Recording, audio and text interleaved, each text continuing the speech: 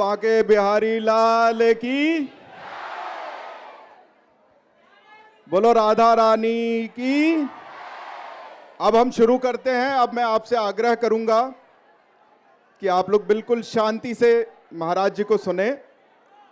आज हमारे बीच में आचार्य श्री इंद्रेश उपाध्याय जी हमारे बीच में हैं। श्री कृष्णचंद्र शास्त्री ठाकुर जी महाराज और श्रीमती नर्मदा देवी के सुपुत्र, और राधाजू और बांके बिहारी लाल की सेवा में आप हैं। हम तो ये मान रहे हैं कि आपके दर्शन हो गए। हम आपके माध्यम से यहीं से उनको प्रणाम करते हैं पूरे इंदौर की जनता की तरफ से।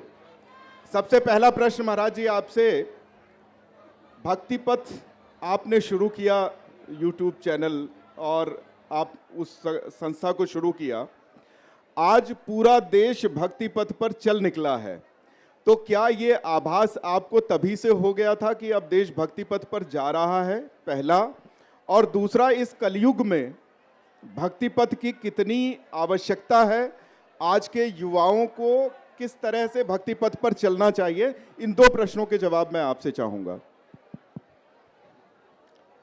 बोलो वृंदावन बिहारी लाल की, श्री राधा रमण लाल की जय जय श्री राम। अब सब लोग नेक शांति रखो भैया, नेक देर। हाँ, आपने जो प्रश्न किया उससे पूर्व लिट चौक के इस मंच को, इंदौर की पावन भूमि को, माँ नर्मदा जी और माँ शिप्रा जी को, और देवों के देव महादेव श्री महाकालेश्वर भगवान, श्री ओंकारेश्वर भगवान को प्रणाम करते हैं कि इंदौर आने का ये अवसर मुझे प्राप्त हो पाया। आपने जो प्रश्न किया कि भक्ति का पथ, आज सब लोग उस पर चल रहे हैं। देखिए एक बात, नदी तो निकली है हिमालय से, भले ही बीच में पहाड़ आवे, भले ही बीच में पत्थर आवे, भले ही बीच में कितने भी नगर आवे, नदी निकली है तो गंतव्य उसका समुद्र ही होगा, सागर ही होगा। वो वहीं मिलेगी जाकर के, चाहे बीच में कितनी भी रुकावटें आ जाएं, कितने भी आक्रमण आ जाएं, कितने भी आकर्षण आ जाएं, नदी को कोई रोक नहीं सकता, वो समुद्र से मिलेगी। आज दुनिया में कई लोग अपने आप को नास्तिक कहते हैं, कई लोग कहते हैं कि हम लोगों को भगवान से कोई मतलब नहीं या हम भगवत मानते नहीं। वो भी किसी ना किसी एक आयु में आकर के भगवत सन्मुख होते हैं। बस अब ऐसा हो गया है कि अब बचपन से ही सन्मुख हो रहे हैं। मैं एक बात कहता हूं कि 55 में यदि भक्ति शुरू करेंगे तो फिर शमशान में ही भगवान मिलेंगे, लेकिन बचपन से भक्ति करेंगे तो 55 में जरूर मिल जाएंगे। तो ये जितने भी युवा हैं और जो कोई भी सुनते हैं, पालन करते हैं भावों का, ये सब लोग कॉलेज भी जाते हैं, सब लोग अपनी जॉब्स भी करते हैं, सब लोग अच्छे अच्छे पोस्ट पर हैं, अच्छी अच्छी कमाइयाँ भी कर रहे हैं, खूब अच्छा सब कर रहे हैं, मतलब संसार इनके जीवन में है, पर कहीं ना कहीं भक्ति के सहित है, इसलिए ये लोग सब आनंद में है। इसलिए जो भी युवा उसका पालन कर रहे हैं वो आनंद में। मैंने एक बात हमेशा कही कि हमारे भारत का युवा वो कभी भी भक्ति से अलग नहीं है, बस बात ये थी कि उनको सही समय पर बताने वाला नहीं मिला था। अब मिलने लगे हैं, अब युवा सुनने लगे हैं। मैं अपनी बात नहीं कर रहा हूँ, कई ऐसे लोग हैं जिनको युवा सुनते हैं। हमारे वृंदावन के श्री प्रेमानंद जी महाराज, आप कभी देखो, आप कभी उनके यहाँ जाके देखो, सब युवा ही रहते हैं। तो इसका मतलब क्या है कि युवा भटका हुआ कभी भी नहीं है, बस उनको बताने वाला चाहिए। तो वही भक्ति पथ लेकर के चल रहे हैं और बहुत प्रसन्नता है। मेरा तो खून इतना बढ़ जाता है इन सबको देख करके, आप सबके भाव सुन करके। बस ऐसे ही आप लोग भक्ति मार्ग में बढ़ते रहो। महाराज जी, भक्ति मार्ग पर थोड़ा सा शांत हो जाइए आप लोग, तब बहुत अच्छे से सुन पाएंगे। मेरा इसी में से निकलता एक प्रश्न है कि आप अभी वृंदावन में भी देख रहे होंगे, अयोध्या में भी देख रहे हैं, उज्जैन में भी देख रहे हैं, दर्शनार्थियों की संख्या में बहुत ज़्यादा वृद्धि हुई है। हर जगह बहुत दर्शनार्थी पहुंच रहे हैं, लाखों की संख्या में। ये एक शुभ संकेत है, लेकिन इसमें से कितने लोग रील्स के लिए जा रहे हैं, कितने लोग वहां अन्य कारणों से जा रहे हैं, ये बहुत महत्वपूर्ण है। तो इस पर मैं चाहूंगा कि एक संदेश आप युवाओं को दें कि भगवान रील्स के माध्यम से नहीं मिलेंगे। ये मैं चाहता हूं कि इसके बारे में आप अपनी बात रखें। देखो, एक बात भैया जी, नेक शांत है जाओ सबरे, जो भी यहाँ हल्ला कर रहे हैं ना नेक, और ये कैमरा वैमरा सब नीचे कर ले हो, आंखन से ही देख लो। हाँ, नेक शांत रहो। हम बस 2 घंटे के लिए इंदौर आए हैं, आप लोगों के लिए आए हैं, इसलिए सब लोग सुन लो प्रेम से। पहले हमें भी ऐसा लगता था मिश्रा जी कि रील्स बनाने के लिए या फिर इन सब भावों के लिए मंदिर में जाना उचित नहीं है, और ये है ही नहीं। लेकिन भागवत जी में एक बात आती है, नारद जी कहते हैं, तस्मात् केनाप्युपायेन मनः कृष्णे निमेशयेत्। किसी भी उपाय से सही आप ठाकुर जी के सामने जाओ, कभी ना कभी तो ठाकुर जी की दृष्टि पड़ेगी, कभी ना कभी तो उनकी कृपा होगी। आप कभी भी सूर्य के सामने जाओ तो प्रकाश पड़ेगा। अब भले ही आप अपने काम से जाओ, भले ही आप कुछ खरीदने जाओ, भले ही किस, सूर्य के सामने जाओगे तो प्रकाश पड़ेगा, और प्रकाश के साथ साथ ताप भी लगेगा। ठीक वैसे ही अगर आजकल के युवा, वैसे तो रील्स बनाने नहीं जाना चाहिए, कई लोग यहाँ भी रील ही बना रहे हैं, वो सब डालेंगे हम गए वहाँ पे, महाराज जी आए, हमने उनको देखा, उनको सुना, लेकिन उनसे पूछो कि महाराज जी बोल क्या रहे थे, वो सुना, वो याद नहीं है। तो कहीं ना कहीं घाटा तो है, पर इतना बड़ा घाटा नहीं है। कोई बात नहीं, थोड़ा बहुत अगर रील के लिए जाते हैं तो ठीक है, पर हमेशा नहीं, उसकी मात्रा अधिक नहीं होनी चाहिए। वो कहीं ना कहीं अपने कल्याण से वंचित रहेंगे। अब आप महादेव के दर्शन करने गए, आपका पूरा फोकस कहाँ था? महादेव पर नहीं था। आपको ये था कि अब मैंने ये किया, मेरा शॉट आया कि नहीं आया, अब मैंने ऐसा किया, मुझे कैमरे में लिया कि नहीं लिया, ये वाली पोर्शन मैंने लिया कि नहीं लिया। अब आपका उद्देश्य क्या बन गया? वो सारे शॉट्स आपके उद्देश्य बन गए। अगर इतनी तत्परता, इतनी लगन यदि महादेव के प्रति होती तो निश्चित है कि डमरू का नाद सुनाई देता, नीलकंठ दिखाई देते। तो मैं दोनों बात कहूंगा कि रील्स बनाने के लिए तीर्थों में जाना एक आध बार के लिए ठीक है। अब कई बार ऐसा भी होता है कि कई इन्फ्लुएंसर ऐसे होते हैं, उनकी वीडियोस देख के लोगों के मन में आता है हम भी जाएं, उन कारणों से ठीक है। पर आप उद्देश्य में अगर ठाकुर जी को नहीं रखेंगे तो आप वंचित रहोगे।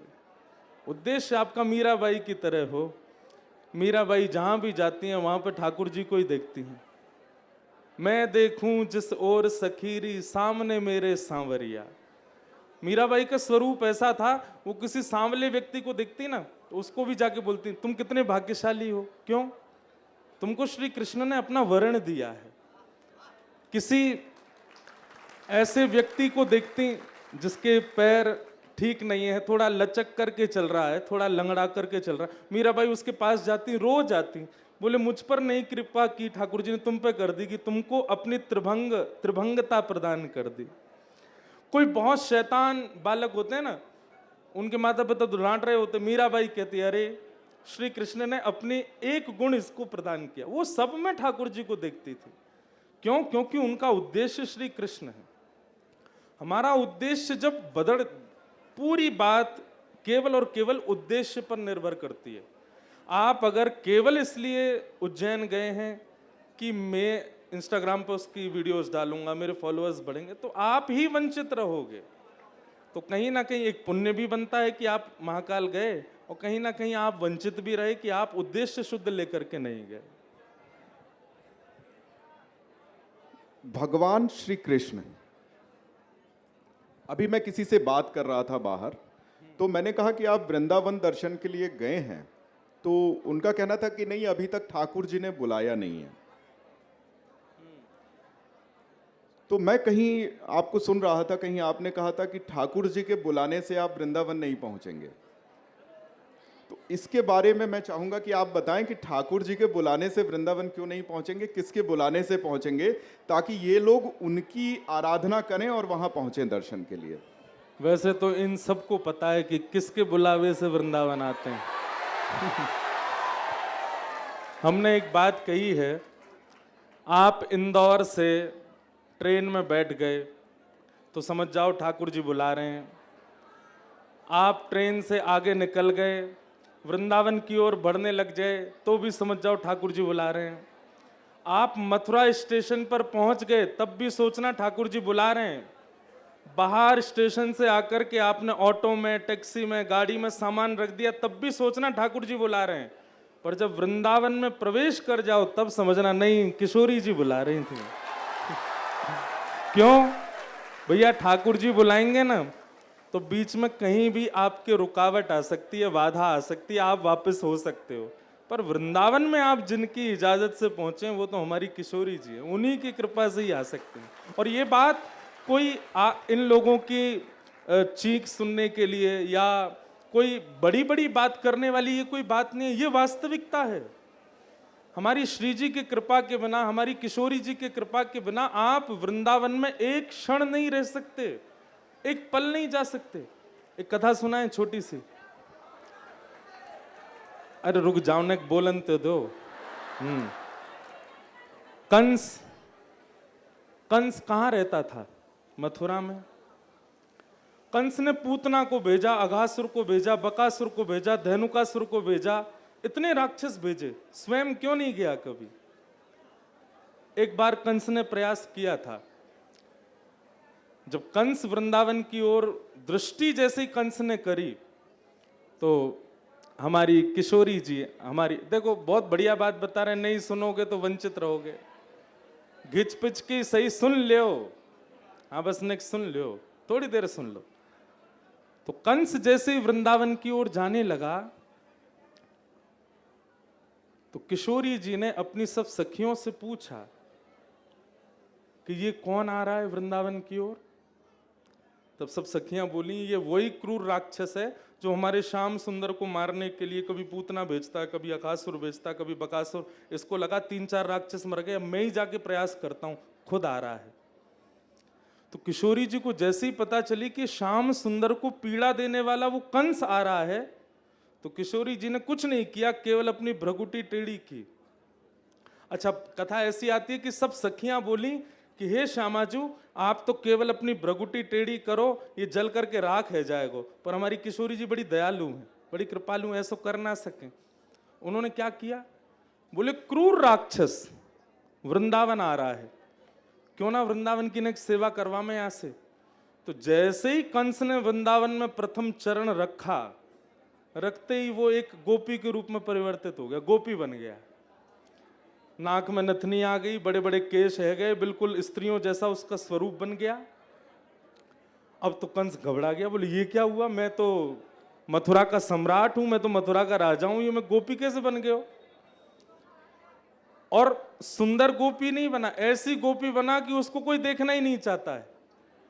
अब जहां भी वो जावे सब लोग उसके रूप की निंदा करें। अब वो वापस भी नहीं जा सकता, क्यों? वहां इतनी बड़ी सेना उसको देख करके उसका मजाक करेगी, उपहास करेगी। तो कंस बेचारा बड़ा परेशान, उसने अपने गुरुजी नारद जी को याद किया। नारद जी प्रकट हुए, खूब हंसे, बोले ए कंस, ये तेरो का हाल है गो? कंस बोला मुझे बचाओ, मैं जीवन में कभी वृंदावन नहीं आऊंगा, पर मुझे बचाओ, मेरा ये स्वरूप ठीक करवाओ। तो श्री नारद जी बोले ये किशोरी जी की अप्रसन्नता का ये फल है कि तुम ऐसे बन गए हो, किशोरी जी को प्रसन्न करो। कंस बोला कैसे होंगी? बोले जाओ प्रणाम करो। कंस ने खूब प्रार्थना करी। किशोरी जी स्वयं तो आई नहीं, पर अपनी किसी सखी को भेज के कहा, बोले कंस से कहो दोबारा कभी वृंदावन आएगा नहीं, पर उससे पहले वृंदावन को क्रूर भर के इसने देखा है तो उसके लिए वृंदावन की सेवा करके जाए। तो कंस बोला क्या सेवा करनी है मुझे? बोले तुम एक काम करो, ये जितने भी गोपियां हैं ना, इनके घर पे जो गैया हैं, वो जो गोबर करती हैं, उस गोबर को थापने का काम करो। गोबर थाप थाप करके ब्रजवासियों के प्रसादी के लिए उपले बनाओ। आपके यहाँ क्या बोलते हैं? गोबर का कंडा बोलते हैं ना, उपला। ऐसे उपला बनाओ, उससे ब्रजवासियों की सेवा होगी।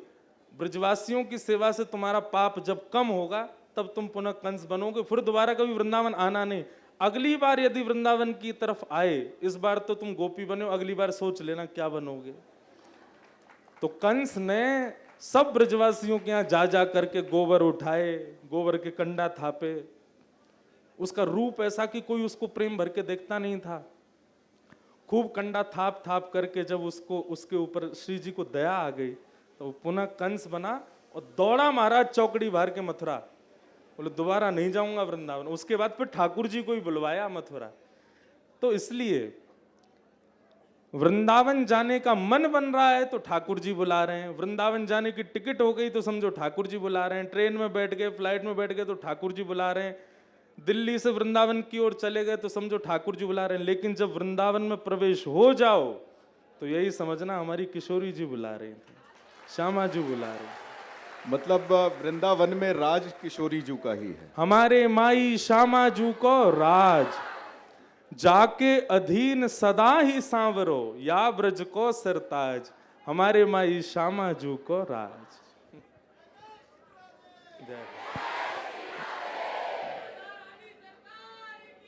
जय योगेश्वर श्री कृष्ण।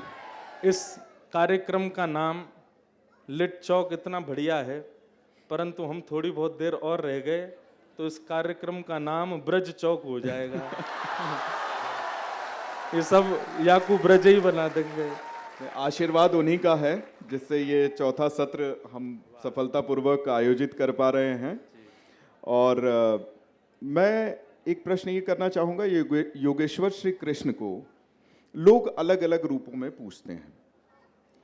हम उन्हें गुरु माने, भगवान माने, सखा माने, लड्डू गोपाल के रूप में भी पूछते हैं कि ये हमारा लला है।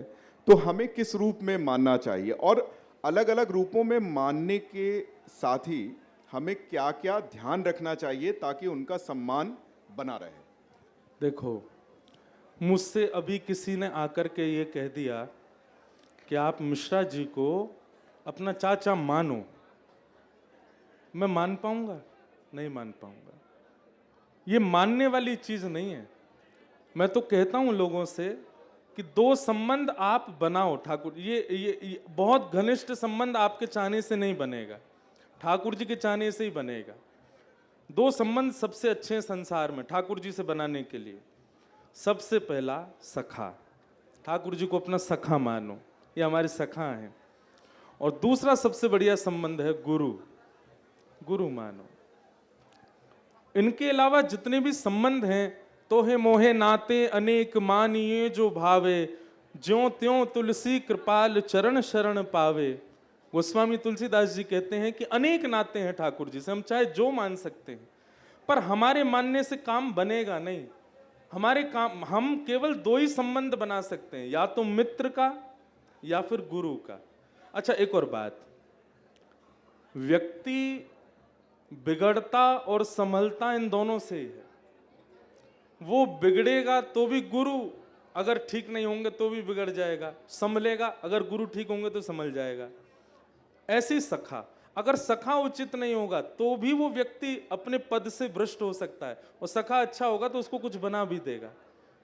तो अपने जीवन रूपी इस महाभारत में हम सब अर्जुन हैं, अपना सखा श्री कृष्ण को बनाओ, उनको सखा के रूप में देख लो। अच्छा, एक और बात, दूसरी बात आपने कही कि इनमें किन किन बातों का ध्यान रखना चाहिए। सखा यदि आप ठाकुर जी को मानते हैं तो आपको ध्यान रखने की जरूरत नहीं, वो ध्यान रखेंगे आपका। गुरु अगर आप ठाकुर जी को मानते हैं तो भी आपको ध्यान रखने की जगह नहीं है, वो ध्यान, मैंने एक बहुत बढ़िया सूत्र बता दिया है। और जितने भी संबंध हैं सब में आपको उनका ध्यान रखना पड़ेगा, परंतु सखा और गुरु के संबंध में ठाकुर जी आपका ध्यान रखेंगे।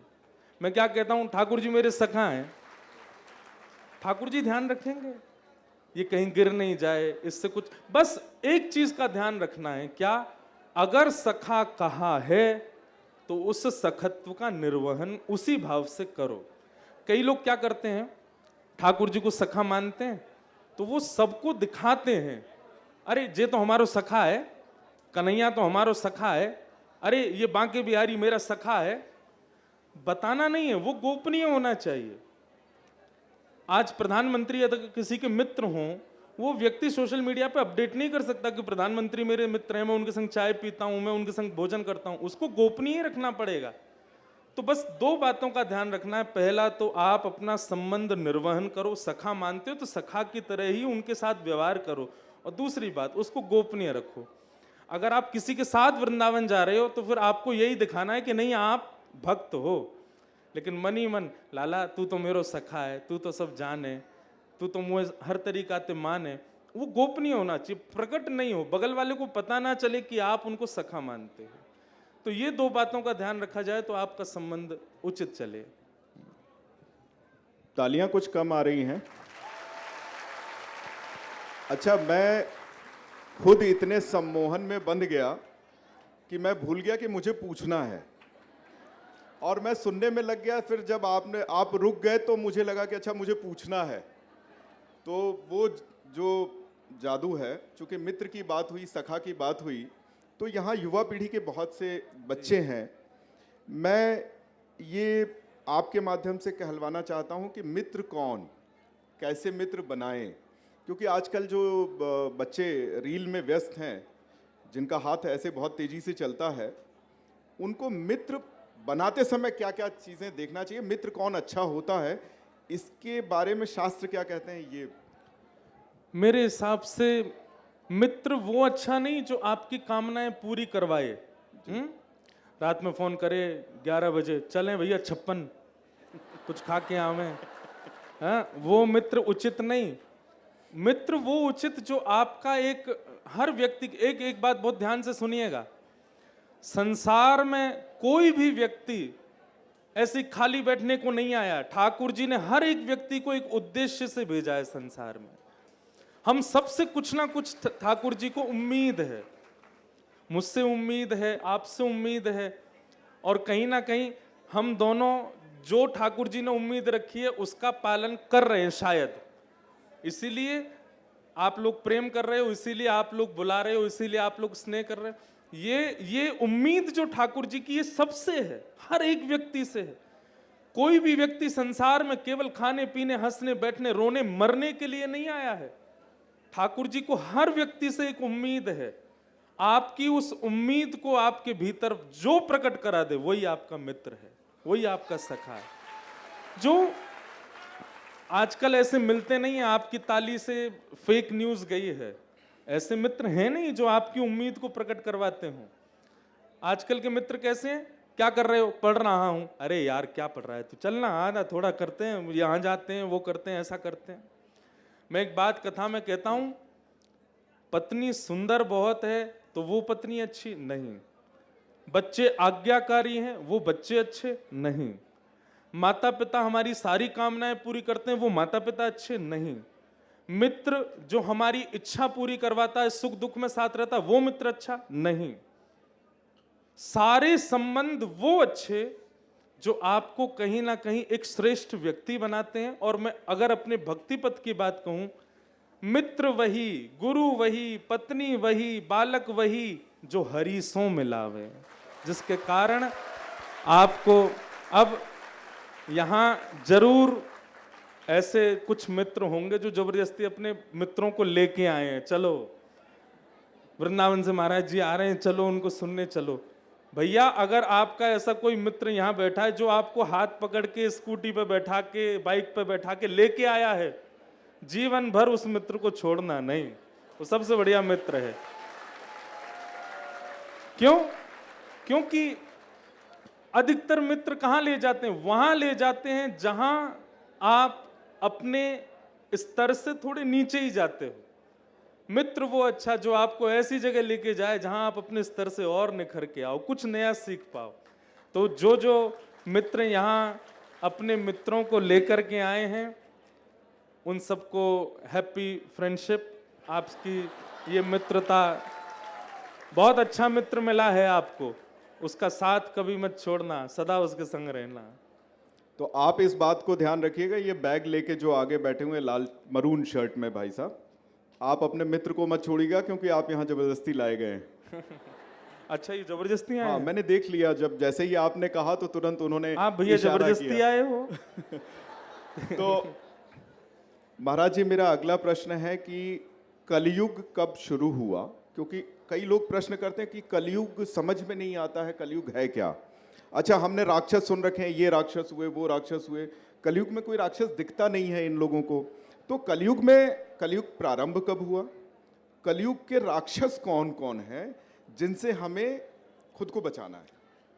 कलयुग भगवान श्री कृष्ण जिस दिन अपनी लीला विश्राम करके स्वधाम गए, उसी समय कलयुग प्रारंभ हो गया। तो लगभग 5000 कुछ वर्ष हो गए हैं कलयुग को प्रारंभ हुए।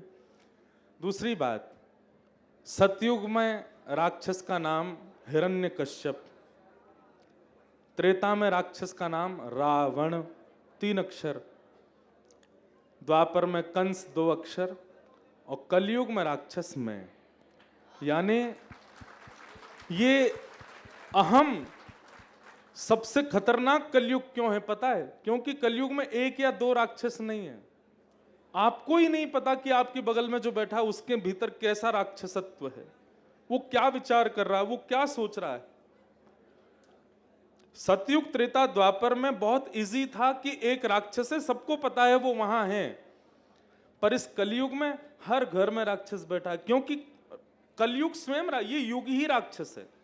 बाकी युगों में राक्षस जन्म लेते हैं, पर ये युग ही राक्षस है।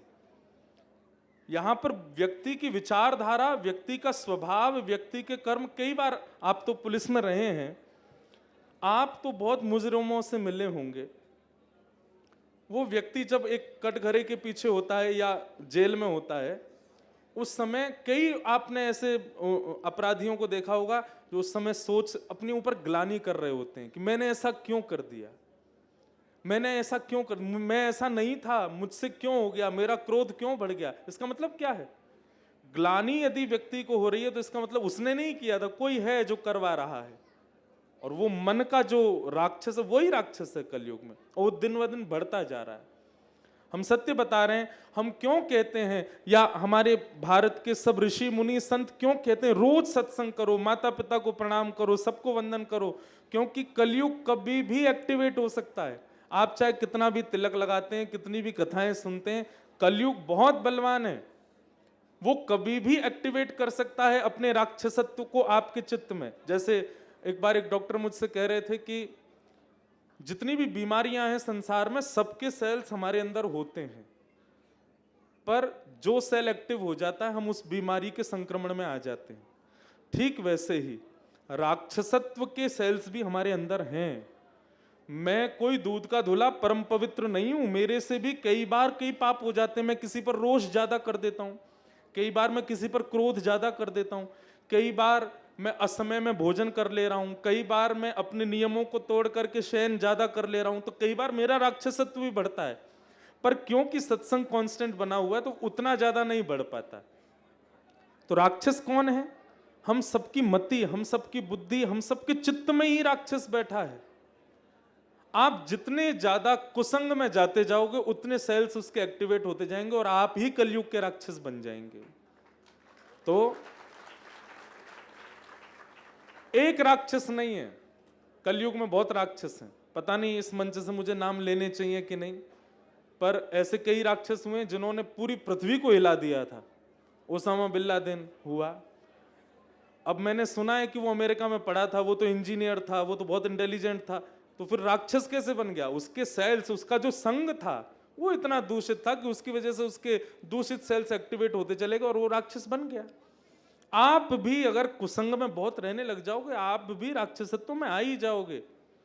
जल में सारी मछली अच्छी हो, एक बुरी डाल दो, बहुत प्रसिद्ध है, सब बुरी हो जाती हैं।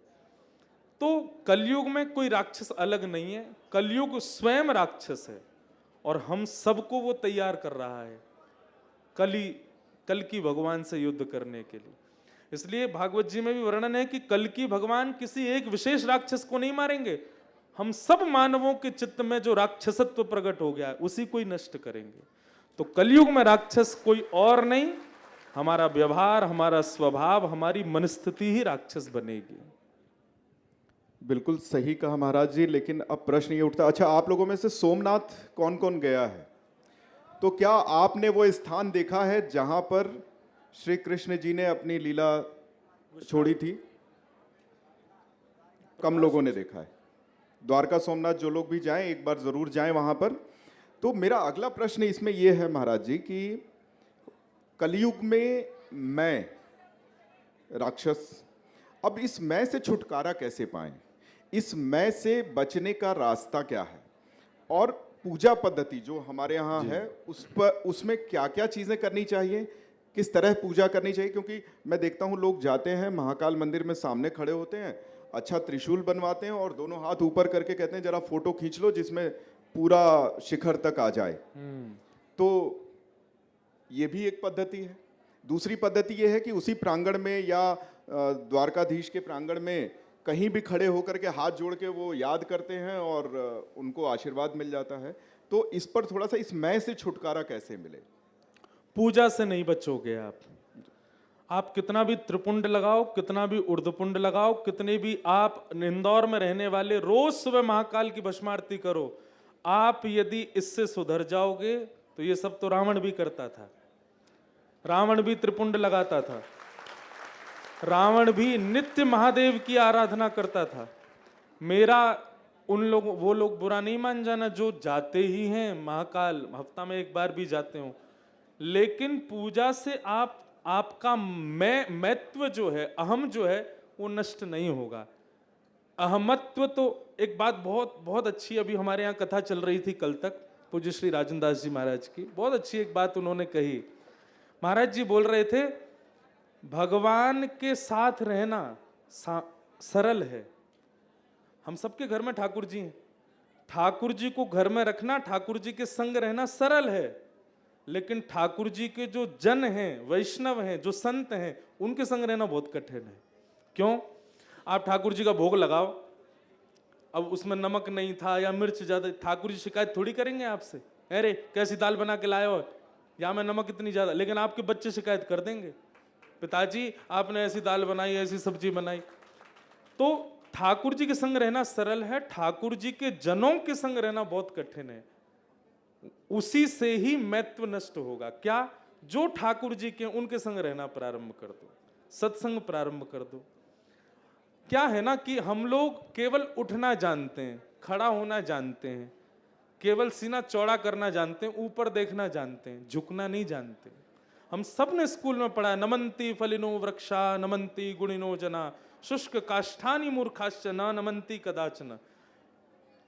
लेकिन संत, लेकिन वैष्णव, लेकिन भगवत जन, वो आपको झुकना सिखाएंगे। और जैसे ही आप झुकना शुरू कर दोगे, दीन बनना शुरू कर दोगे, आपका महत्व अपने आप नष्ट हो जाएगा। आप झुकना नहीं सीख पाओगे तो आपका महत्व सदा बना रहेगा आपके अंदर। और वो झुकना ठाकुर जी के पास जाने से नहीं हो पाएगा। ठाकुर जी के आगे तो सब झुक जाते हैं, झुक के दिखाओ किसी ठाकुर जी के जन के आगे, ठाकुर जी के किसी वैष्णव के आगे, ठाकुर जी के किसी संत के आगे। वहां झुकना यदि आपने प्रारंभ कर दिया, आपका महत्व अपने आप नष्ट हो जाएगा। यहाँ कुछ क्या हो गया भैया बीच में? कोई दिक्कत? अच्छा, जोरदार तालियां। ड्रोन गिर गया है? हेलीकॉप्टर लैंड हो गया, किसी को लगी तो नहीं? हाँ ठीक। मुझे ये पूरा विश्वास है कि जो महाराज जी ने आपके अंदर का ये जो मैं है, महत्व है, इसको समाप्त करने के लिए, इससे छुटकारा पाने के लिए, इसकी मात्रा कम करने के लिए जो माध्यम बताया है, इस पर आप ध्यान देंगे। और मैं ये अनुरोध करूंगा, निवेदन करूंगा, विनती करूंगा, प्रार्थना करूंगा कि बहुत ध्यान से सुने और यहाँ से कुछ न कुछ ज्ञान ले करके जाइए और उसका पालन करिए। उसको सिर्फ रील में, फोटो पर, फेसबुक पर मत शेयर करिए, अपने जीवन में उसको उतारिए। महाराज जी, मेरा अगला प्रश्न है कि भगवान श्री राम अभी जब रामलला अयोध्या में विराजित हुए, उनके विग्रह की प्राण प्रतिष्ठा हुई, तो देश में एक अलग माहौल बना। आप भी वहाँ गए थे? आप जा नहीं पाए थे, बाद में आप गए थे, क्योंकि मैंने कहीं देखा था कि आप बाद में पहुंचे थे वहाँ। मेरी कथा थी तो मैं कुछ दिन बाद गया था। जी जी जी। तो भगवान श्री राम और भगवान श्री कृष्ण दोनों के मार्ग अलग अलग हैं। दोनों में क्या अंतर देखते हैं, दोनों हमें क्या सिखाते हैं जीवन में, इस पर एक थोड़ा सा प्रकाश डालें। बहुत प्रसिद्ध है, हमारे सब सनातन धर्म के संत कहते हैं भगवान श्री राम जो कर रहे हैं वो हमें करना है, और भगवान कृष्ण जो कह रहे हैं वो हमें करना है। आप श्री कृष्ण की करनी कर नहीं पाओगे, पर राम की करनी आप कर सकते हो। प्रभु श्री राम अपने पिता की आज्ञा मान करके गुरुवर थे, त्यक्त राज्यो विचरद अनुवनम पद्म पद्भ्याम प्रियाया, अपने पिता की आज्ञा मान करके निकल पड़े वन की ओर।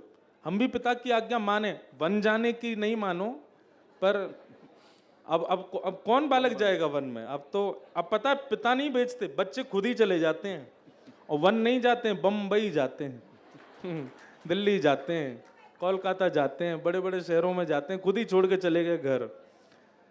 पर राम ने जो किया वो हम कर सकते हैं। राम जी ने क्या किया? माता पिता की आज्ञा का पालन हम सब कर सकते हैं। राम जी ने क्या किया? बड़े भ्राता का भ्रातत्व निभाया, वो हम सब कर सकते हैं। राम जी ने सबसे विशेष, ध्यान से सुनियो सबरे छोरा छोरी, एक पत्नी व्रत धारण किया। क्या धारण किया? इस संसार में कई लोग प्रदोष के व्रत करते हैं, कई लोग एकादशी के व्रत करते हैं, कई लोग मंगलवार के व्रत करते हैं, कई लोग सोमवार के व्रत करते हैं, 30 दिन के महीना में महाराज 15-15 व्रत भी करते हैं लोग। कोई व्रत मत करना, एक व्रत कर लो कि सदा एक के रहो, ये सबसे बड़ा व्रत है। अगर आपने, और एक और बात, कई लोग कहेंगे हाँ महाराज जी एक के तो हैं ही हैं, हम ब्याह करेंगे इन्हीं के संग रहेंगे। एक के रहने का मतलब केवल तन संग रहे वो नहीं, मन बुद्धि दृष्टि सबसे एक ही है। उसके अलावा जो भी दिख जाए, जैसे प्रभु श्री राम सबको वंदन करते गए, ये हम राम जी से सीख सकते हैं। तो राम जी का चरित्र क्या है? राम जी का चरित्र करणीय है, पर कृष्ण का चरित्र करणीय नहीं है। 6 दिन गिरते ठाकुर जी, तब पूतना मार दी उन्होंने, और पूतना मार दी, चलो वो उसमें आप कहोगे तो भगवान थे। विष पिया उसके पयोधर का, हम विष चाट भी नहीं सकते। 3 महीना के ठाकुर जी ने सक्टासुर मार दिया, हम नहीं मार सकते। 7 बरस के कृष्ण ने 7 कोस लंबे चौड़े, 21 किलोमीटर लंबे चौड़े गिरिराज जी को अपने बाम हस्त की कन्या उंगली पर धारण किया, हम कर सकते हैं। तो श्री कृष्ण ने जो कहा है वो करो। भगवान क्या कहते हैं? कर्म फल त्याग। इसलिए भगवत गीता इतनी श्रेष्ठ क्यों? गीता मतलब भगवान कृष्ण जो बोल रहे हैं वो करना है, और प्रभु श्री राम जो कर रहे हैं वो करना है। ये जीवन का उद्देश्य बना ले बस।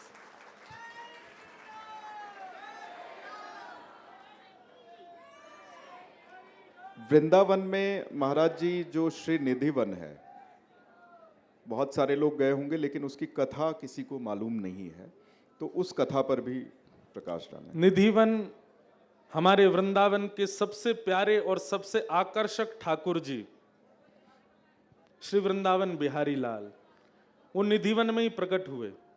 एक पंक्ति में गाता हूं, भुवन चतुर्दश की सुंदरता निधिवन करत बिहार, भुवन चतुर्दश की सुंदरता निधिवन करत बिहार, श्यामा प्यारी कुंज बिहारी, श्यामा प्यारी बांके बिहारी, जय जय श्री हरिदास वृंदावन प्यारो वृंदावन श्री वृंदावन। वाह, बहुत बढ़िया, तो सबको याद है।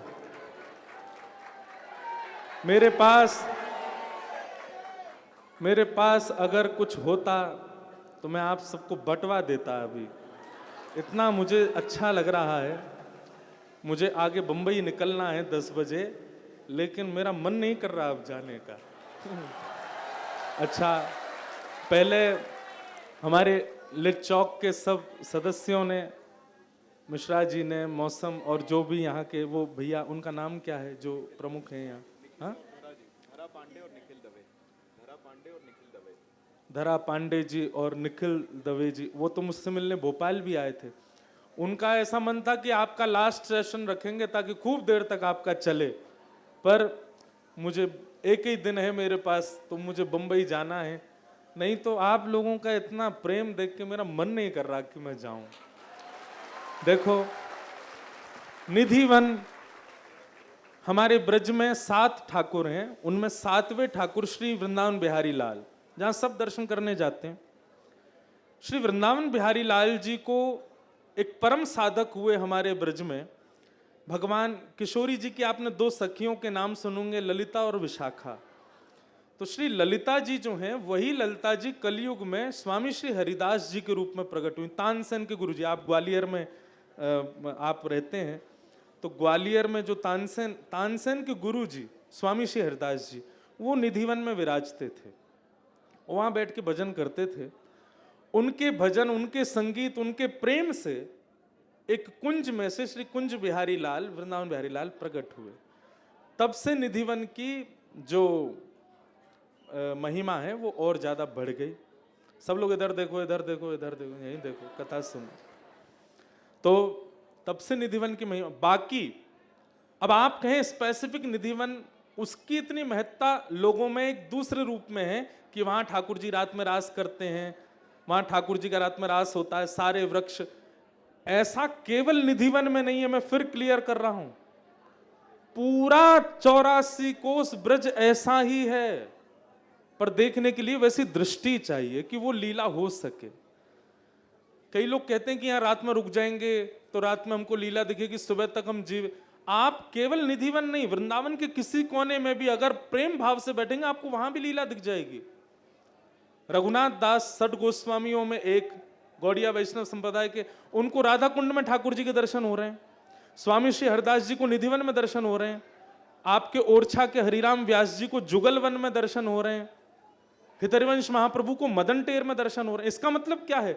एकमात्र निधिवन नहीं, पूरा वृंदावन, संपूर्ण वृंदावन उतना श्रेष्ठ है कि वहां आपको ठाकुर जी का अनुभव हो सकता है। तो निधिवन जो है वो विशेष रूप से बिहारी जी वहां प्रकट हुए, इसलिए उसकी महिमा बहुत है। श्री हरिदास जय। एक प्रश्न बार बार लोगों के मन में आता है कि श्री ठाकुर जी का जब बांके बिहारी लाल जी का दर्शन करने जाते हैं वृंदावन, तो थोड़ी थोड़ी देर बाद उनको पर्दे से ढक दिया जाता है, उसका क्या कारण है? कोई नैन ना लगाए ले ठाकुर जी थे। हमारे बिहारी जी ऐसे हैं कि अगर कोई नेत्र भर के ठाकुर जी को देख ले, और देखो आप कितनों देख लो, उससे कोई फायदा नहीं होने वाला। कहीं आपके नेत्रों में उन्होंने देख लिया, दोनों कारण हैं, दोनों तरफ की सेफ्टी का ध्यान रखा जा रहा है कि आपने अगर नेत्र लगा के देखा तो ठाकुर जी आपके हो जाएंगे। इसका मतलब अब एक भाव ये कहते हैं कि बिहारी जी संग चले, बिहारी जी संग चले जाएंगे, मतलब फिर आप बाहर जाओगे ना, आपको कोई दिखेगा ही नहीं।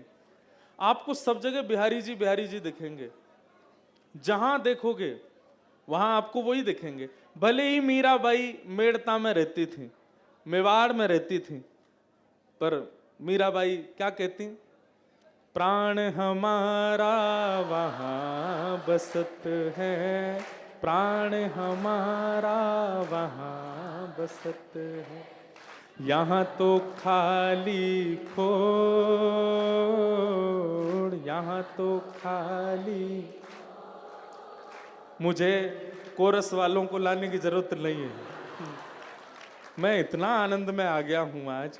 मात पिता परिवार सोई है, मात पिता परिवार सोई है, कहिए तिनका तोड़ बाला, कहिए तिनका तोड़, मैं बैरागन हूँगी, मैं बैरागन हूँगी। ओ बाला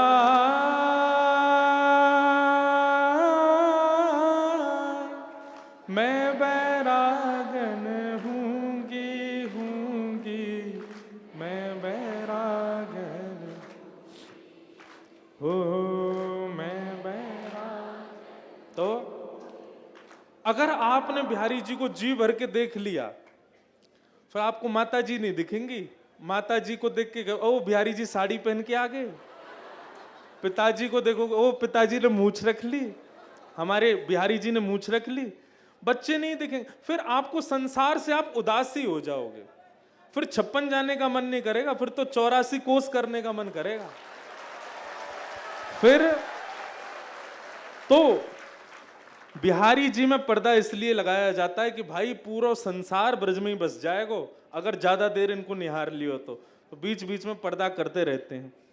दूसरा कारण आपकी सेफ्टी के लिए कि कहीं ठाकुर जी ने अगर आपको देख लिया तो आपके वहीं प्राण जा सकते हैं, प्राण ही चले जाएंगे महाराज, अगर ठाकुर जी ने देख लिया तो इसलिए वो कहीं आपका उनसे कनेक्शन ऐसा ना बन जाए कि ना तो आप संसार के रह पाए, ना आप अपने ही रह पाए, ना बिहारी जी कहीं छोड़ छाड़ के आपके संग ही चले गए, इसलिए वो बीच बीच में पर्दा का। और तीसरा कारण है कि हमारे ब्रज में बाल रूप की सेवा, छोटे लाला, तो जैसे एक बहुत पॉजेसिव माँ होती है ना, वो अपने बालक को छुपाती रहती है, मैं सबको नहीं दिखाऊंगी कहीं इसको नजर नहीं लग जाए। आजकल की माताएं ऐसी नहीं, अब तो बालक सुंदर हो तो उसके इंस्टाग्राम पेज बन जाते बचपन से ही, अब तो वो पूरी दुनिया को दिखता है।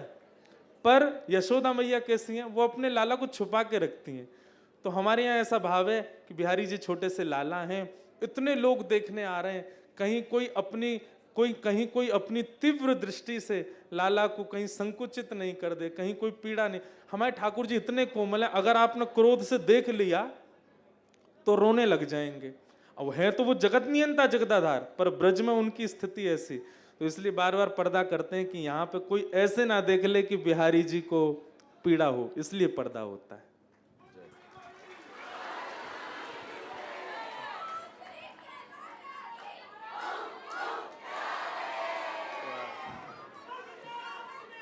लाल की जय। क्या महाराज जी आपको कभी कभी या अक्सर श्री ठाकुर जी की अनुभूति होती है, और होती है तो कुछ उदाहरणों से सबको बताएंगे तो? रस बतावे से रस घटे, हमारे ब्रज की ऐसी बात है। वैसे तो हम कथा में बताता रहता हूँ, पर हमारे आचार्य चरण कहते हैं कि ज़्यादा अनुभव बताने से फिर ठाकुर जी ना अनुभव देना बंद कर देते हैं। ठाकुर जी को यूँ लगा ये तो सबन में जाके बताए दे मेरी बात ने।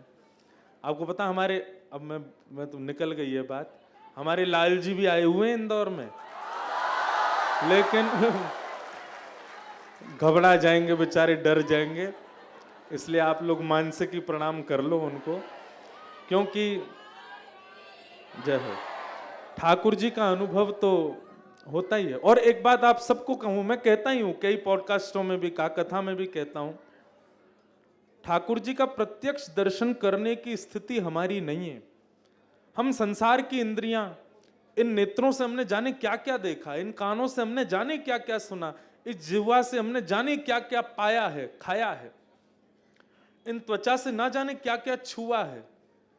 हमारा तन इतना पवित्र नहीं, हमारे नेत्र इतने सामर्थ्यवान नहीं कि उस रूप लावण्य को देख सकें।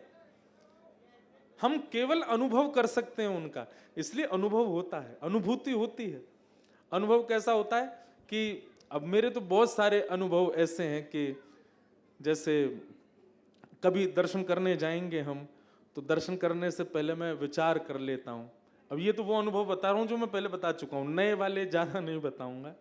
तो वो अनुभव है कि जैसे दर्शन करने जाता हूँ तो पहले विचार करता हूँ, हे ठाकुर जी, अगर आप मुझसे प्रसन्न हो तो आज आपने नीली पोशाक पहनी होगी, और अगर आप मुझसे अप्रसन्न हो तो आपने पीली पहनी होगी।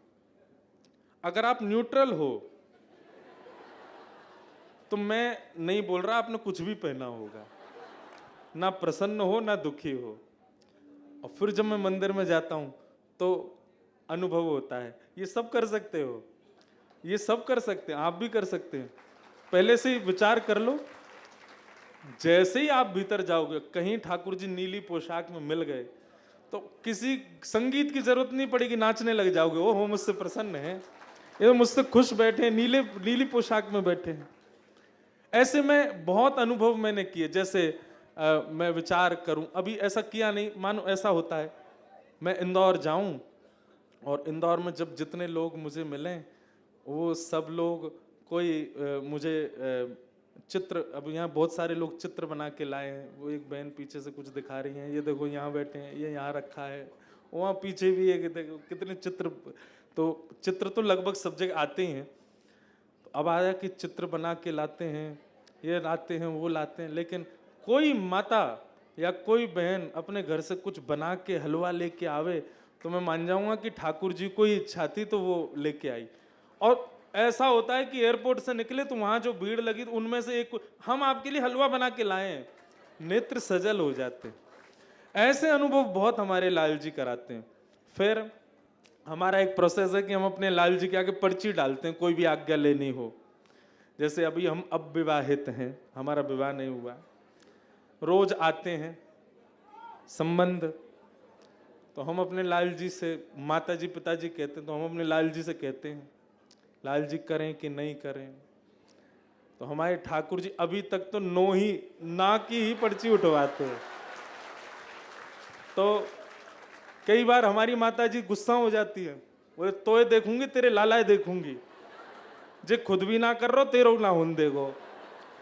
तो ये ऐसे एक अनुभव है जो मैं सबके आगे बोल सकता हूँ।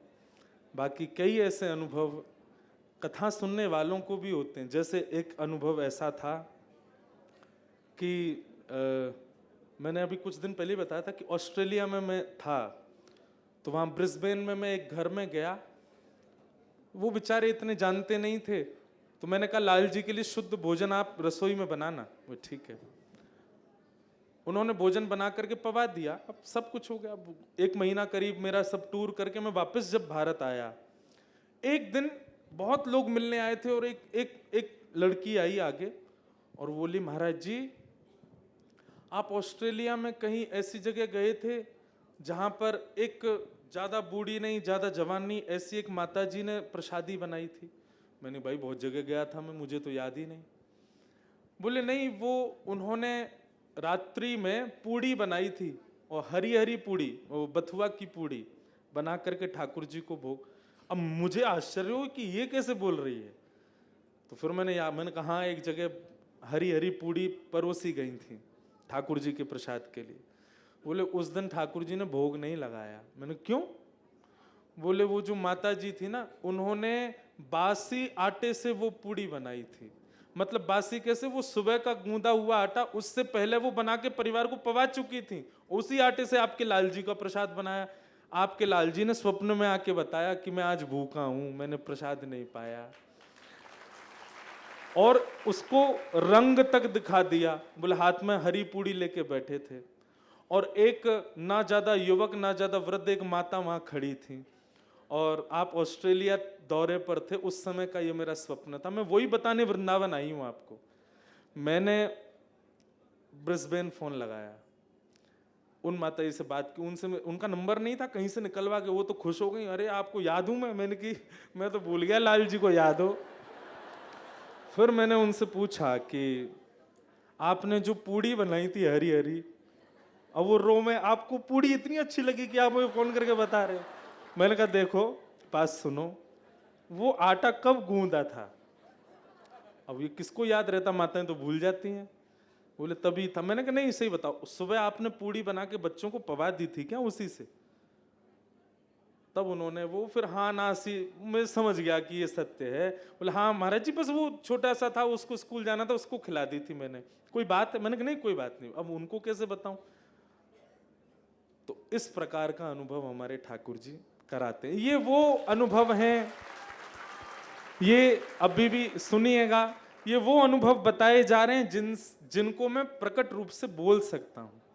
कई ऐसे अनुभव हैं जिनको मैं नहीं चाहूंगा कि वो प्रकाश हो, और आप भी मत करना कभी किसी के आगे। कभी कोई अनुभव होता है तो भाई देखो, कोई प्रेमी आपस में क्या वार्ता करते हैं, उनका प्रेम स्वभाव कैसा, उनका प्रेम लक्षण कैसा, वो सबके आगे ढिंडोरा थोड़ी पीटते हैं।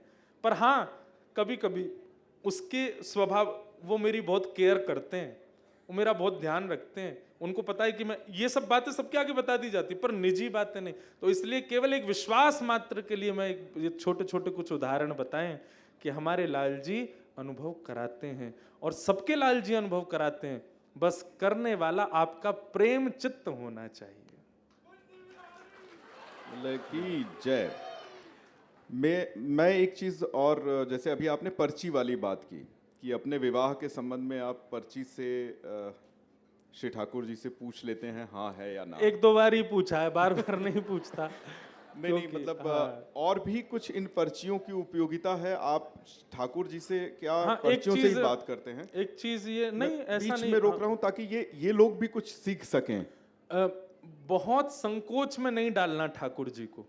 पता चली बात बात पे पर्ची डाल रहे हो, कोई जरा सी घर में कोई बात हो जाती है, ये करना चाहिए, ठाकुर जी से पूछो। अपना विवेक भी होना चाहिए। हाँ, इतना ज्यादा ठाकुर जी को परेशान मत करो। पता चला कि कोई जज आपका मित्र है तो बार बार उसको फोन करके थोड़ी, और यार ये केस हो गया इसको देख लियो, यहाँ पे यार वो हमारे पड़ोसी आएंगे उनको देख लियो, तो जज ब्लॉक और कर देगा आपको। बोले एक आध बार की बात ठीक है भाई, थोड़ा अपनी बुद्धि विवेक भी लगाओ। तो इसलिए इसका, ये आपने बहुत बढ़िया प्रश्न कर लिया, नहीं तो आप सब तो पर्चियों के भंडार लगा देते ठाकुर जी के आगे। तो संकोच में नहीं डालना ठाकुर जी। ठाकुर जी अपनी लीला में रहते हैं। कोई बहुत ऐसा बड़ा आपके सामने स्थिति आ गई कि आप समझ ही नहीं पा रहे कि अब क्या करें, तब ठाकुर जी के आगे आप प्रस्तुत कर सकते हो। नहीं तो सत्संग कीजिए, कथा श्रवण कीजिए, वैष्णव जनों की वाणी सुनिए, इन सब से आपकी विवेक बुद्धि जागृत होगी, आप खुद निर्णय लेने लायक बन जाओगे, और फिर जो निर्णय आप सत्संग सुनने के बाद लेंगे वो सहायक ही होगा, वो कल्याणकारी ही होगा। इसलिए ठाकुर जी से ही सारी बातें नहीं पूछनी है, कुछ अपने बुद्धि विवेक से भी करना है। अब मैं एक बात कहता हूं, सारे प्रश्नों के उत्तर एक कथा वक्ता के पास ही क्यों है? सारे प्रश्नों के उत्तर पीले वस्त्र पहनने वाले एक महाराज जी के पास ही क्यों है? सारे प्रश्नों के उत्तर एक संत के पास ही क्यों है? आप सबके पास क्यों नहीं है? क्योंकि वे सत्संग से जुड़े हुए हैं, वो कथाओं से जुड़े हुए हैं, ठाकुर जी के वचनों से जुड़े हुए हैं। लीला सबको अच्छी लगती है, ठाकुर जी की सेवा अच्छी लगती है, पर ठाकुर जी जो कहते हैं, जो पूरा उन्होंने लीलाओं के द्वारा जो इंफ्रास्ट्रक्चर बनाया, उसका जो पालन करते हैं, उनको बार बार पूछने की जरूरत नहीं होती। उनकी बुद्धि एक बार में कहती यही उचित है, यही कीजिए। इसलिए आप अपने ठाकुर जी को परेशान मत करना कि बार बार पर्ची डालते जाओ उनके आगे, बताओ इसका उत्तर, बताओ इसका, क्योंकि 2-3 बार के बाद क्या होगा, ठाकुर जी आपको ब्लॉक कर देंगे, और फिर क्या होगा, वो पर्चियां उठने लग जाएंगी जिनसे आपका अनिति होगा। पता चली कि कोई बहुत बढ़िया छोरी आई, आपने पर्ची डाल दी, पहले 50 पर्चियां डाल चुके हो, ठाकुर जी ने आपको ब्लॉक कर रखा है, आपने पर्ची उठाई तो आया नो मत करो, गई भैंस पानी में गई छोरी हाथ थे तो इसलिए बहुत विषम परिस्थिति हो, साल में एक बार या 2 बार अपने कल्याण के लिए या अपने परिवार के लिए आप ठाकुर जी के आगे पर्ची डालो। ठाकुर जी की सेवा के लिए, भक्ति प्रेम के लिए आप कर सकते हो कभी भी, पर अपने निज स्वार्थ के लिए 1 या 2 बार ही करना है। बाकी अपने विवेक से खुद लड़िए, नहीं तो जीवन पूरा आप ठाकुर जी पर निर्भर हो जाओगे। सुंदरकांड कहती है, देव देव आलसी पुकारा। जो देवताओं के भरोसे पड़ा रहता वो आलसी है। इसलिए इसका थोड़ा सदुपयोग करना, दुरुपयोग नहीं कर देना। बहुत मत डालना ठाकुर जी के आगे, नहीं तो ब्लॉक हो जाओगे।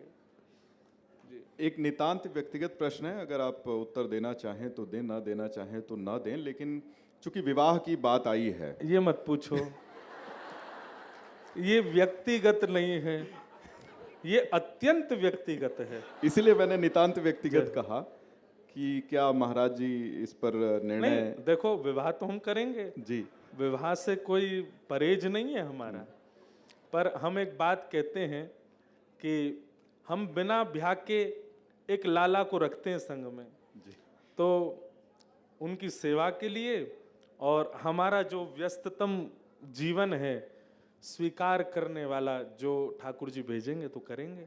अब कब करेंगे ये भगवान जाने। कई बार जब हम परेशान होते हैं तो ये कहते हैं कि लग रहा है ठाकुर जी परीक्षा ले रहे हैं। जी। तो क्या ऐसा होता है कि श्री ठाकुर जी परीक्षा लेते हैं और फिर उस संकट से बाहर भी करते हैं? हम कहते हैं ना कि एक डोर उनके हाथ में है, एक सिरा मुझे भी दिया होता तो कोई बात थी। वाह। देखो, दोनों बातें हैं। कई बार हम अपना प्रारब्ध भी भोगते हैं। अब आप ये सोचिए, अर्जुन पीछे गांडीव धनुष हाथ में लेकर के खड़ा है और आगे ठाकुर जी रथ हाँक रहे हैं। मैं इस बात पर कभी कभी बहुत चिंतन करता हूं कि अर्जुन के मित्र हैं भगवान श्री कृष्ण। अर्जुन चाहता तो ठाकुर जी से कह देता कि ठाकुर जी एक भ्रगुटी टेढ़ी करो, सारा युद्ध समाप्त कर दो, मुझे कष्ट ना सहना पड़े। नहीं, ठाकुर जी कहते हैं युद्ध च, तू युद्ध कर, तेरे को युद्ध करना पड़ेगा। क्यों? क्योंकि ये तू अपने प्रारब्ध ही भोगेगा और प्रारब्ध तुझे भोगने ही पड़ेंगे।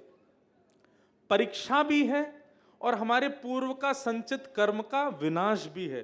तो इसलिए मैं एक बात कहता हूं कि जीवन में कभी भी कोई संकट आता है, पीड़ा आती है, परीक्षा ले रहे हैं ठाकुर जी, आप अगर इस बात को कहते हैं तो कहीं ना कहीं आप निर्भर हो रहे हैं उनके ऊपर कि भाई परीक्षा ले रहे हैं, अब क्या करें, हमारी तो परीक्षा चल रही। नहीं, आपको सजग होकर के दृढ़ता पूर्वक संकट से जूझना है। ये तो वो वाली बात हो गई कि स्कूल आप गए, साल भर आपने पढ़ाई की, माता पिता का पैसा लगवा दिया और जब फाइनल एग्जाम की बारी आई तो रोने लगे, मेरे टीचर्स परीक्षा ले रहे हैं मेरी। लोग आपको पागल कहेंगे, अरे भाई तू क्यों आया था स्कूल? साल भर इसीलिए तो आया था ताकि तू जो तूने सीखा उसका तू परीक्षण कर सके। ये संसार एक विद्यालय है। मैं, आप, हम सब यहां पर विद्यार्थी हैं और हमारे कर्म से मिलने वाली परीक्षाएं, ये सब हमारे एग्जामिनेशन है। आप एग्जामिनेशन के आगे सिर पर हाथ धर के बैठोगे, फेलियर माने जाओगे, फेल हो जाओगे, अपने जन्म लेने के उद्देश्य को नष्ट कर दोगे। मतलब स्कूल में दाखिला लेने का उद्देश्य खत्म हो जाएगा।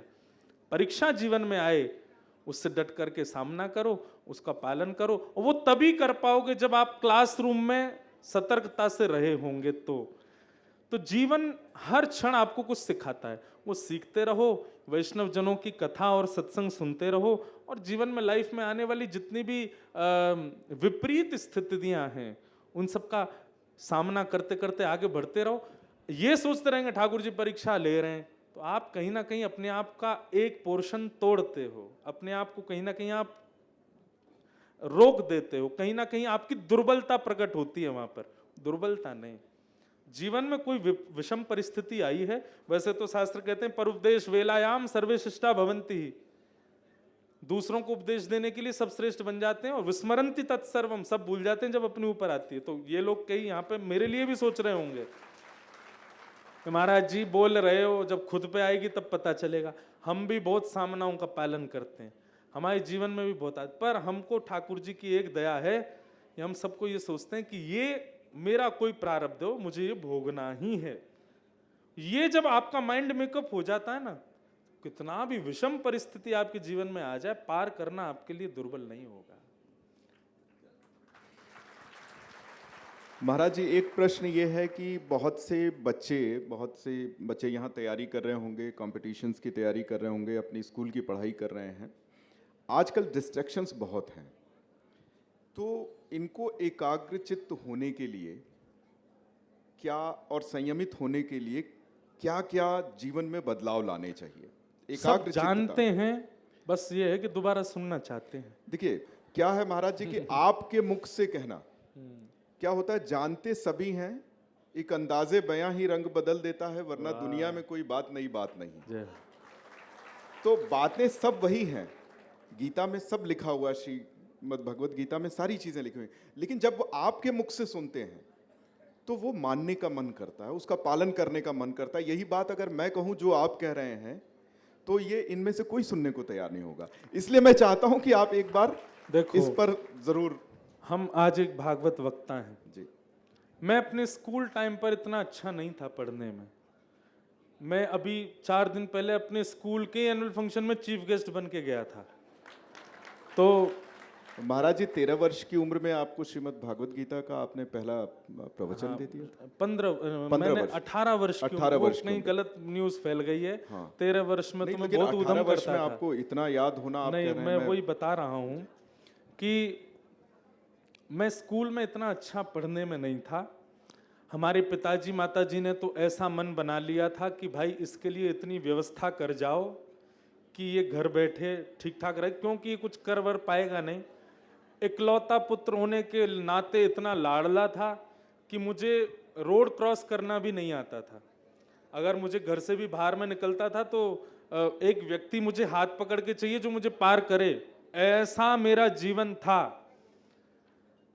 एक दिन, अब वो कथा बहुत बड़ी है, वो पूरी नहीं बताऊंगा, पर जिस दिन मैंने चुना कि मुझे कथा करनी है, मेरे नाना जी ने प्रेरणा दी, उसके बाद भी मैं नहीं सुधरा। मेरे गुरुजी रोज मुझे 15 श्लोक याद करने के लिए देके जाते, मैं एक भी नहीं सुनाता उनको। एक दिन मेरे गुरुजी ने नियम लिया कि अब हम तुमको आगे तब पढ़ाएंगे जब तुम हमको 15 श्लोक पूर्व के याद करके सुनाओगे। विश्वास नहीं मानेंगे आप, 6 महीने हो गए मैंने सुना ही नहीं, 6 महीने गुरुजी वही पढ़ाते रहे। गुरुजी भी समझ गए ढीठ है, ये पढ़ेगा नहीं। लेकिन फिर उसके बाद गुरुजी ने 6 महीने बाद क्या नियम बना लिया, अगर तुमने याद करके नहीं सुनाया तो मैं पढ़ाऊंगा नहीं, उठ के चला जाऊंगा। अब उठ के जाएंगे तो मम्मी पापा सब नीचे देखेंगे कि गुरुजी अभी आए अभी चले गए, क्यों गए तो मैं सब बता दूंगा, ये याद नहीं करते हैं इसलिए मैं जा रहा हूं। एक वो भय मेरे जीवन में आया। मैंने कहा ये गए तो माताजी पिताजी नाराज होंगे।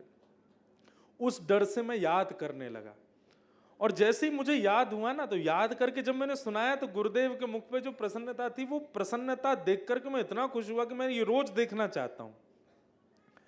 उस दिन से एक बात याद रखिएगा, उस दिन से, उस समय मैं 16 वर्ष का था, उस दिन से मैंने एक चीज सोच ली कि ऐसी प्रसन्नता जैसी गुरुजी के मुख पे आई है, ये मुझे सबको देनी है।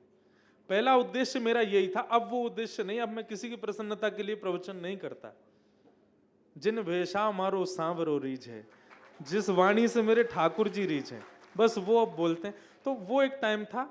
आपका उद्देश्य क्या बन गया, माता पिता की प्रसन्नता। तो जितने भी बच्चे हैं, सबसे पहले अपनी प्रसन्नता को एक कोने करें। जिन्होंने आपको जन्म दिया, जिन्होंने आपको इस दुनिया में भेजा, जिन्होंने आपको इस योग्य बनाया कि आप कुछ बोल पाते हो, कह पाते हो, चल पाते हो, उनको पहले केंद्र बिंदु बनाओ। और बस एक केंद्र ये रखो, इनको मुझे खुश करना है। एक बार मैं चाहता हूं कि प्राउडली ये लोग कहें कि हाँ मेरा पुत्र कुछ है। दूसरी बात, अपने सुखों में कटौती करना शुरू करो। एक बात हमेशा याद रखना, बहुत व्यवस्थित होकर के ना तो पढ़ा जा सकता और ना ही भगवान को पाया जा सकता है। दोनों में ही तप की आवश्यकता है।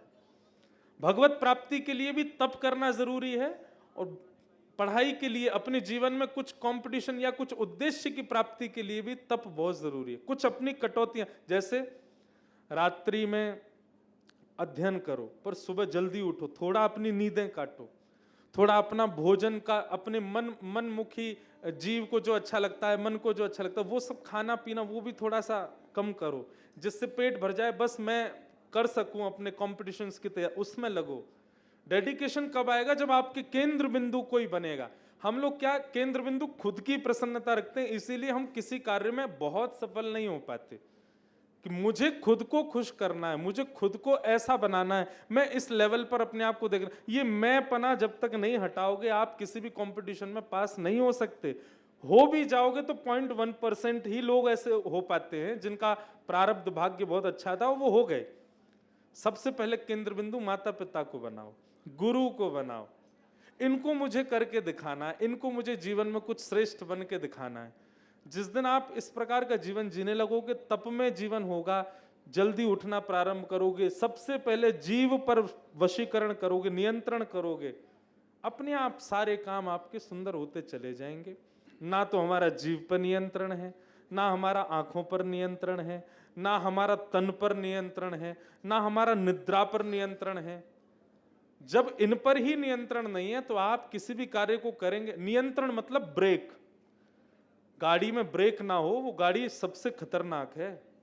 ऐसे ही जिस मानव के जीवन में नियंत्रण नहीं है वो मानव खतरनाक है। इसलिए नियंत्रण बहुत आवश्यक। और एक बात कहते हैं, सब बातों की एक बात सुनो, केवल एक चीज पर नियंत्रण कर लो, जीव पर। वाचो वेगम, शास्त्र कहते हैं अपनी वाणी और अपनी जिह्वा पर यदि आपने वेग लगा लिया, वेग लगाने का मतलब बोलते समय भी उसकी आपको थोड़ा ध्यान रखना, हम क्या बोल रहे हैं क्या नहीं बोले, और खाते पीते समय भी थोड़ा ध्यान रखना है, ये बहुत अच्छा है, ये बहुत बढ़िया है, ये खाना है, वो पीना है, ऐसा रहना है, सब चीजों पर थोड़ा नियंत्रण करो। सामान्य भोजन जिस दिन आपने कर लिया, आपकी समस्त इंद्रियां अपने आप ठीक होती चली जाएंगी, इंद्रियों से मन ठीक होता चला जाएगा, आपको आपके कार्य में सफलता निश्चित मिलेगी। किसी भी व्यक्ति को देखिए, आप भारत के प्रधानमंत्री को देखो, उनका मेन्यू कभी देख लेना सामान्य होगा। किसी श्रेष्ठ एक्टर को देख लेना, वो भी बहुत नियमित भोजन करता होगा। किसी श्रेष्ठ संत को देख लेना, वो भी बहुत नियमित भोजन करता होगा। किसी भी फील्ड में किसी भी श्रेष्ठ व्यक्ति को उठा लो, उसका सबसे इंपैक्टफुल क्या होगा, उसका भोजन। और एक बात बताएं, ये कई सारे भारत में और विश्व में ऐसे भी लोग हैं जो बहुत नाम कमा रहे हैं पर खाते पीते अच्छा नहीं है। मेरा इंडिकेशन कहाँ है, सब समझ लो। दुनिया भर के उल्टे सीधे गाने गाते हैं, फटी जीन्स पहनते हैं, उछल उछल करके नाचते हैं और युवा उनके फैन भी हो जाते हैं। वो धुआं भी उड़ाते हैं, पीला पानी भी पीते हैं, और लोगों को लगता है देखो सब तो कर रहे हैं फिर भी वो बहुत दिनों तक नहीं रह पाएगा नाम। याद रखिएगा, जब प्रभु श्री राम हुए थे, राम जी से ज्यादा पॉपुलर रावण था उस टाइम पर। रावण की पॉपुलैरिटी बहुत ज्यादा थी, राम जी को इतने लोग नहीं जानते थे। लेकिन जब रावण वध हुआ तब किसकी, आज तक पॉपुलर कौन है, राम जी पॉपुलर है। और कैसे पॉपुलर है, एक अच्छे रूप में पॉपुलर। सब अपने बच्चों का नाम राम रखते हैं, रावण कोई नहीं रखता। तो इसलिए कई लोगों को आप आइडल मान लेते हैं, ये खाते भी हैं, ये पीते भी हैं, ये गलत करते भी हैं, फिर भी ये एक नाम कमा रहे हैं, शोहरत कमा। बहुत दिनों तक नहीं रहेगी वो। राक्षसों के भी नाम होते थे, पर हमको तो राम की तरह बनना है। तो सबसे पहले आप अपनी जीव पर वशीकरण कर लो, आपकी इंद्रियां वशीकृत हो जाएंगी, और इंद्रियां वशीकृत होते ही मन वशीकृत होगा, मन वशीकृत होते ही आपके अंडर में आते ही आप जो कंपटीशन, जो पढ़ाई, जिस मार्ग में जाओगे, सफलता आपको मिलेगी ही मिलेगी। जीव सुधारिए बस। जिस हम लोग मंत्र मुग्ध होकर के सुन रहे हैं महाराज जी, लेकिन समय कम है और आपको वापस भी जाना है, तो हम चाहते हैं कि एक भजन के साथ समाप्त करें।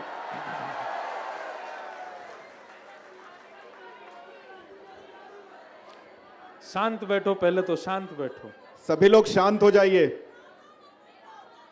बैठो बैठो बिराजो।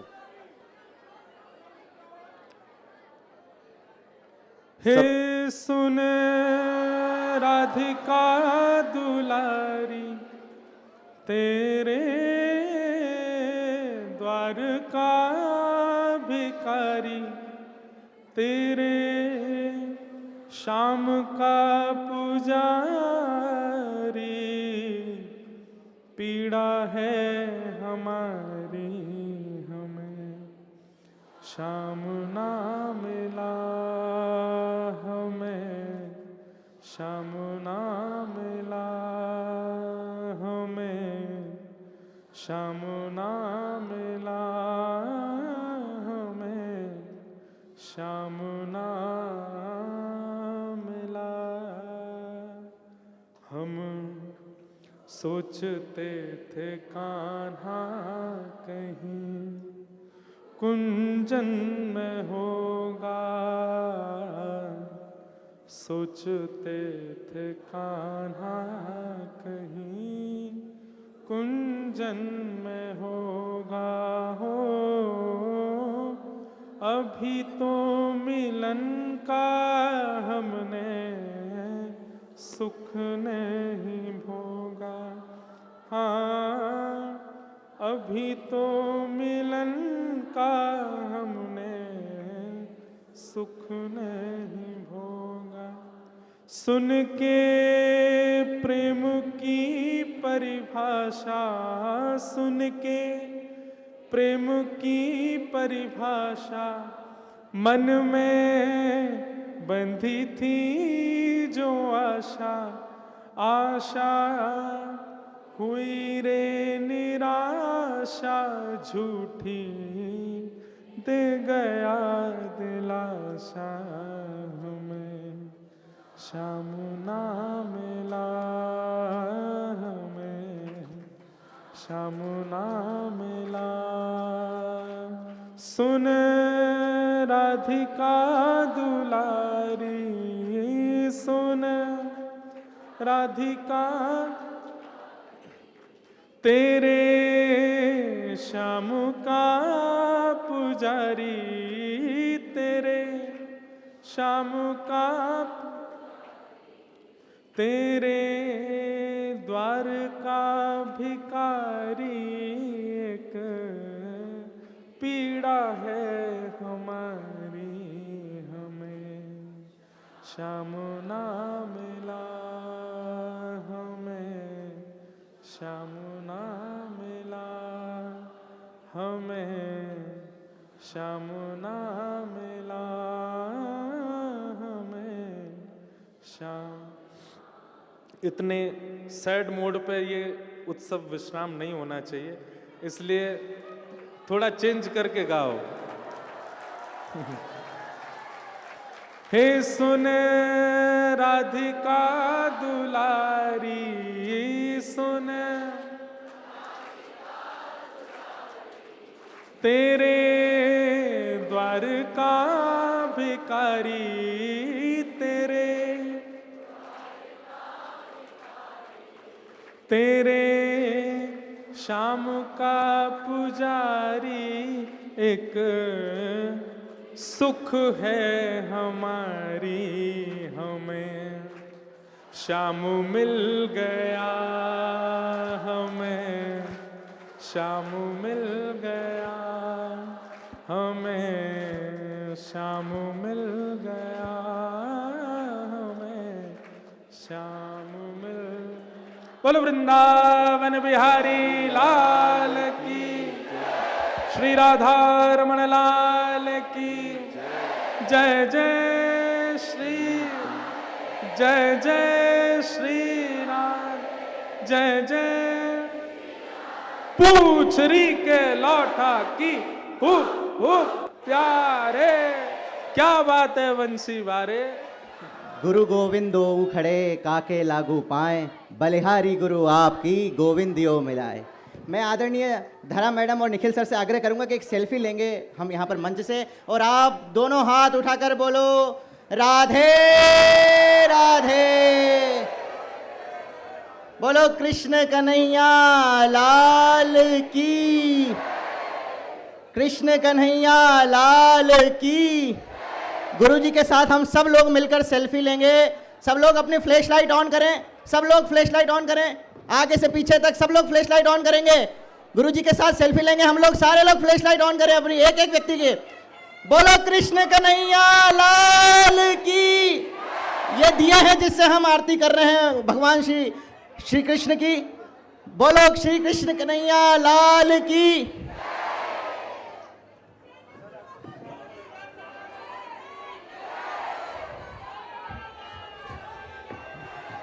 बोलो बाके बिहारी लाल की, कृष्ण कन्हैया लाल की जय। श्री महाकाल राधे राधे राधे राधे।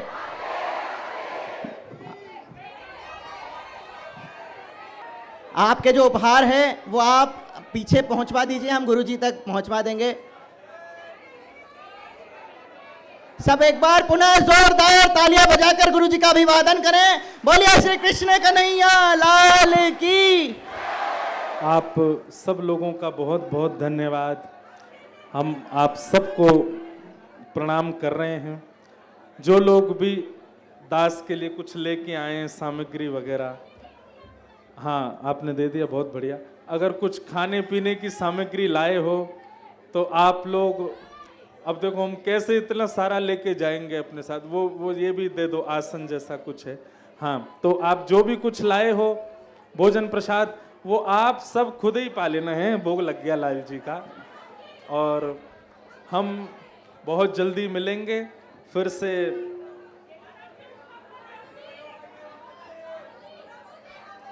जिन्होंने बनाया उनको बुलाओ वहां पे। हाँ, तो हम जय जय हैं।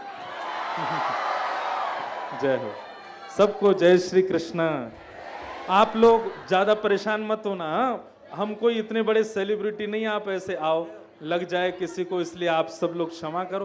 प्रेम से सब लोग खूब नाम जप करो, खूब कथा सुनो, खूब भक्ति पथ पर आगे चलते रहो। बहुत जल्दी इंदौर कथा सुनाने आएंगे।